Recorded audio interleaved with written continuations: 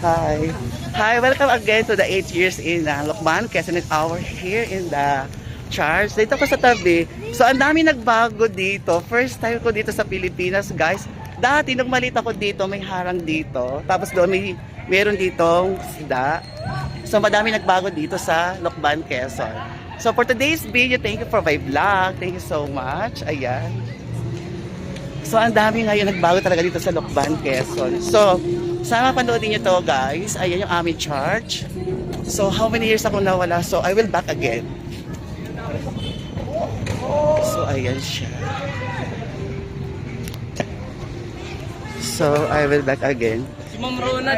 So, thank you. Kayo pinasyal ko dito sa bahay ng Lokban na pinagmamalaki ko. Thank you so much.